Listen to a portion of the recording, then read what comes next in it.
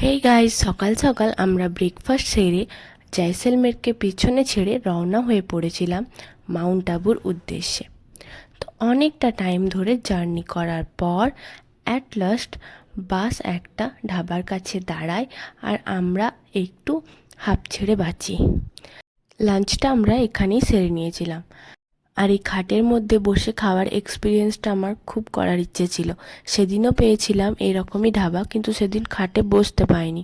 তো লাঞ্চ সেরেই বাসে উঠে পড়ি। 5:30 নাগাদ আমাদের বাসটা টি ব্রেকের জন্য আরও একবার দাঁড়ায়। তো অনেকটা পথ, তো টুকটাক যার যা ইচ্ছা সে তাই একটু করে খেয়ে নিয়েছিল। তো অনেকটা পথ, প্রায় 12 ঘন্টা ধরে জার্নি করার পরেও আমরা মাউন্ট আবু তখনও পৌঁছাতে পারিনি। তো আস্তে আস্তে আমাদের বাস অনেকটাই পাহাড়ের উপরে উঠে আসে আর আমরা রাতের ভিউটা পাহাড়ের ওপর থেকে এনজয় করছিলাম। সকালে আমাদের বাস ছেড়েছিল প্রায় 7:30 নাগাদ, আর আমরা হোটেলে পৌঁছাতে পারি রাত 8টার সময়। 12 ঘন্টা ধরে আমরা বাসে ছিলাম। এইটা ছিল আমাদের হোটেল। তো রাত্রের ডিনারটা রাজেশদা আর ওর বাবিয়া ওদের জন্য ম্যাগি এনে দিয়েছিল। তো রাতের ডিনার ওদের তাতেই complete. Good morning Mount Abu. আমরা ফার্স্ট সাইট সিনের জন্য বেরিয়ে পড়ি, কিন্তু ফার্স্ট সাইট সিনে আমরা কিছুই দেখিনি।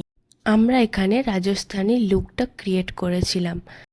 তো দেখছো এখানে মানাই সোনার ফটোশ্যুট চলছে।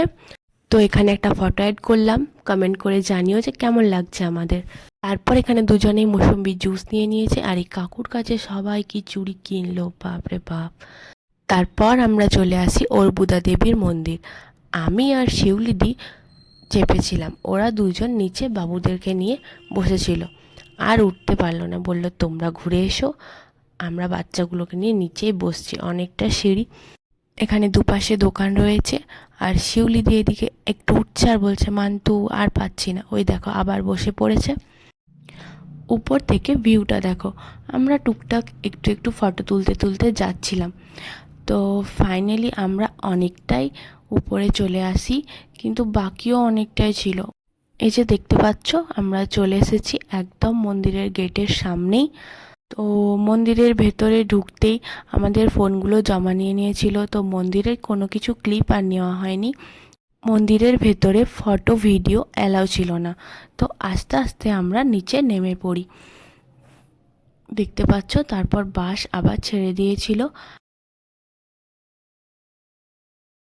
এখানে আমরা দুজন একটু গল্প করতে করতে যাচ্ছিলাম, আর আমরা নেক্সট যাচ্ছিলাম দেলওয়ারা জৈন মন্দির।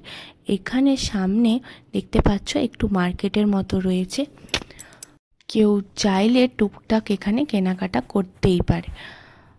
আমরা কিছু কেনাকাটা সেখানে কিছু করিনি, আমরা যাচ্ছিলাম মন্দিরের দিকে।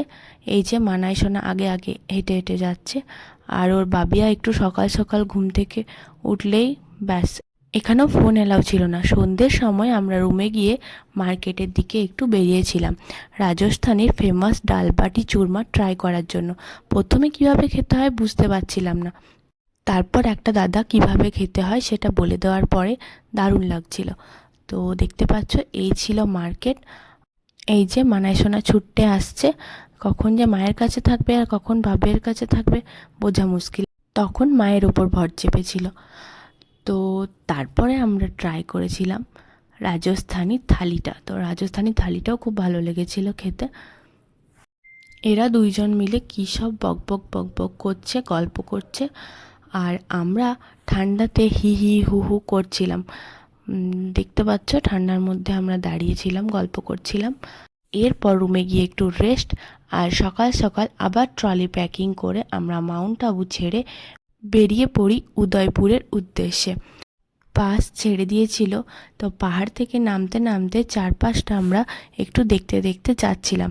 খুব সুন্দর লাগছিল, সকালে হালকা রোদ্দুর, ঠান্ডা, আর কাঁচগুলোতে ঠান্ডার জন্য আবজা হয়ে গেছে, ভালো করে দেখা যাচ্ছিল না ক্যামেরাতে। আমরা রাস্তায় হলদিঘাটি ভিজিট করি, মহারাণা প্রতাপ মিউজিয়াম। এই মিউজিয়ামটার আমার খুব ভালো লেগেছিল, সব গল্পের মতো বলছিল আর সব বুঝতে পারছিলাম। অন্যান্য মিউজিয়ামগুলোতে সব রাখা রয়েছে, এত ভালো করে সব কিছু বুঝতে পারছিলাম না, কিন্তু এখানে যেই যাবে দেখবে খুব ভালো লাগবে। মহারানা প্রতাপের লাইফটা খুব সুন্দর করে এখানে বোঝানো হয়েছিল।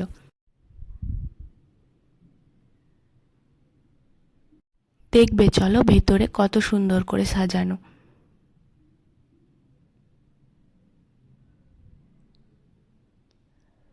जन्म हुआ था। इस किले की महाराणा प्रताप ने अपने गुरु से शिक्षा प्राप्त की थी। ये किला 12 वर्ग किलोमीटर में फैला हुआ है। इस किले पर जब भी এখানে দেখাচ্ছিল পান্না দেবী নিজের সন্তানের বলি দিয়ে মহারানা প্রতাপকে কিভাবে বাঁচিয়েছিলেন।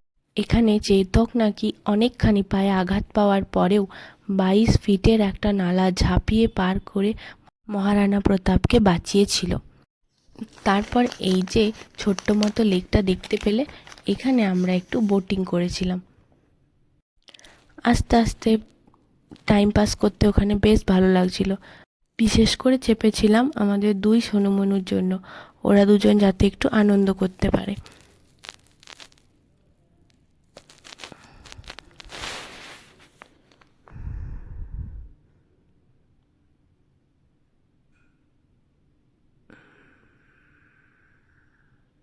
তারপর খেলাম এখানে আমরা আখের রস। এবার আমরা যাচ্ছি চেতকের সমাধি দেখার জন্য।